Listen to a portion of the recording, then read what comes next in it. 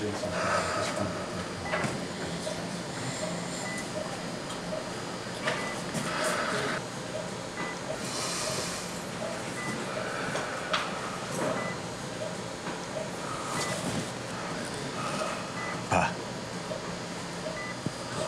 kamusta pakiramdam niya? Don't worry about me, son. I feel much better. Ikaw, hindi ka ba nasaktan? I'm fine. Huwag niyo po ako intindihin. Kayo. Daniel, thank you for not holding a grudge against me. Despite failing you so many times as a father.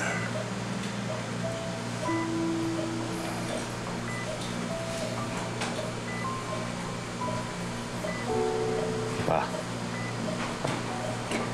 huwag niyo na akong intindihin yung mga misunderstandings natin in the past.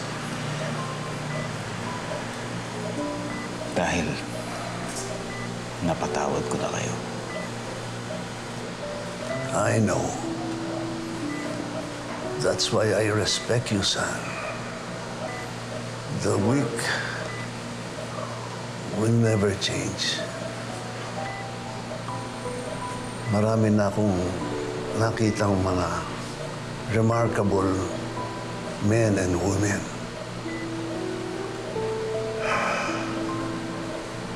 Pero iba ka. Iba ka sa kanila, Daniel. You have a big heart. You have the qualities of being a good leader. You have commitment and integrity. And you have the vision. Kaya, you are a good example for others to follow you.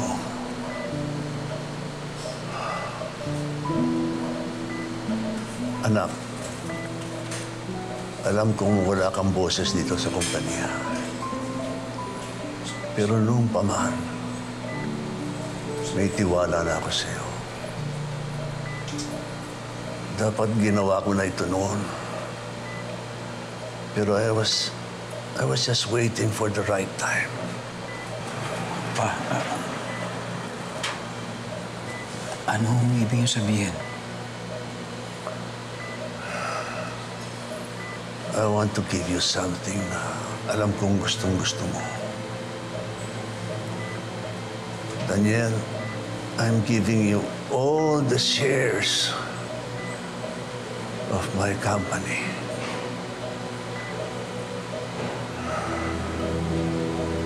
I know you're gonna do a good job.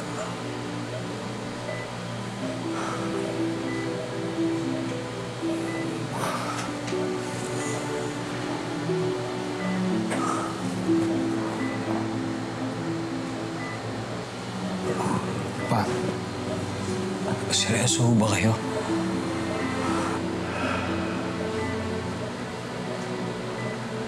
You've come a long way, son. Napatunayan mo na ang iyong sarili. In fact, it's been long overdue. I want you to take over my position.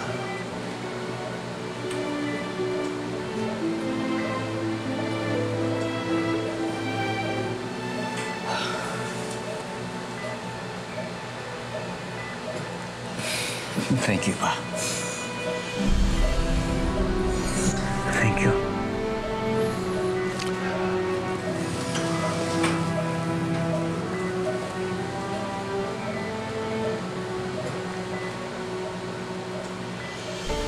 Hindi ko po kayo bibiguin.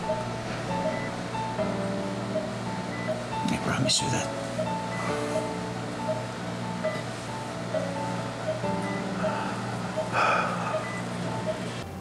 Hello? Your father disgusts me. Hindi man lang ako kinonsulta sa gagawin niyang desisyon. Biglaan niya na lang nilipat ang pamamalakad ng kumpanya sa anak niya. Without even asking me how I'd feel about that. Maybe he knew exactly how you would react, kaya hindi na lang sinabi sa'yo. Ano ka ba? Sino bang kakampihan mo? I'm your mother. Ma, wala akong kinakampihan, okay? Maybe you should just try to give Kuya Daniel the chance to prove himself. Ma, kaya ni Kuya Daniel gawin yun. Maniwala ka sa akin. Ewan ko sa inyong mag-ama.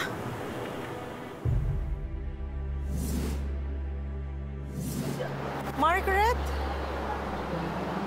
Margaret, right? Kayo po yung stepmother ni Sir Dan po. Yes. Ako ang stepmother ng lalaking wala ka nang ginawa kundi lokohin. Ano pong ibig niyo sabihin? Oh, come on, Margaret. Noon pa man, wala ka nang ginawa kundi utuyin si Daniel, di ba? You always put yourself in a situation of need para tulungan ka niya. Eh kung ngayon lang nga, patay na yung anak mo eh. Pero, dikit ka pa rin ang dikit sa kanya. Huwag niyo pong idadamay dito yung anak ko. Wala siyang kasalanan sa inyo. Well, then stay away from Daniel. Tigilan mo na siya. And I know you're kind.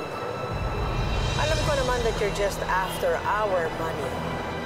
And you probably see Daniel as a ticket to that, right? Pues, hindi ako papayag na utuin mo siya.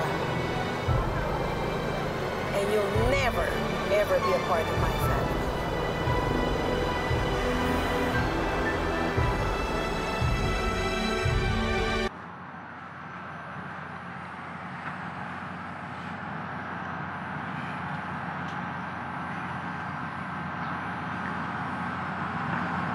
Kamusta ka?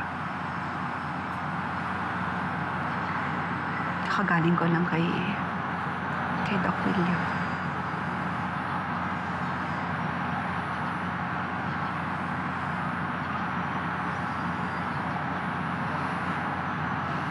Buti naman.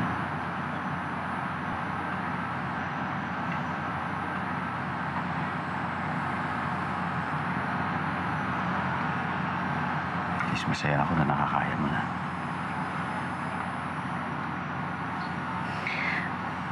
Wala ko sa'yo na itutulong mo sa akin. Nakakatulong ba talaga ako sa'yo? Hindi ba kapag kailangan ko ng tulong, nandyan ka para tulungan ako? Hindi ba? Kaya kailangan mo ng tulong? Ay dahil parating nandyan ako? Anong ibig mong sabihin, Sir Dan? Margaret, alam kong ako may dahilan kung bakit nangyayari sa'yo lahat ng ito. Kay Elias, sa pamilya mo, kay Sammy. Hindi sana mangyayari ang lahat ng ito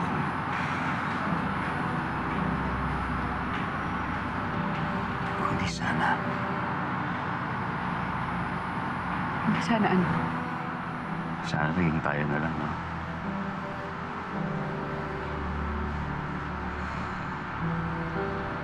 Pero mali ang naging panahon.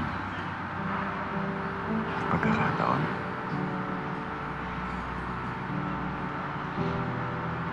Naisip ko, paano natin magagawa ang mga gusto nating gawin?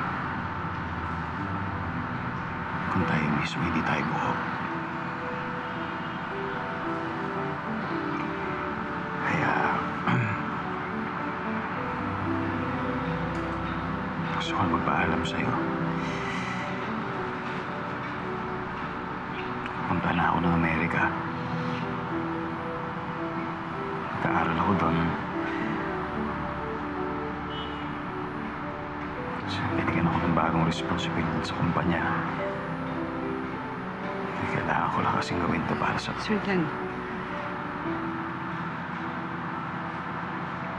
hindi mo ko kailangan kumbinsin kung bakit kailangan mong umalis.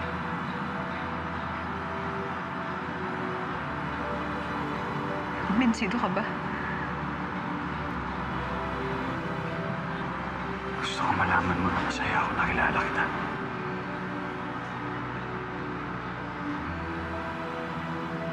At nakasama.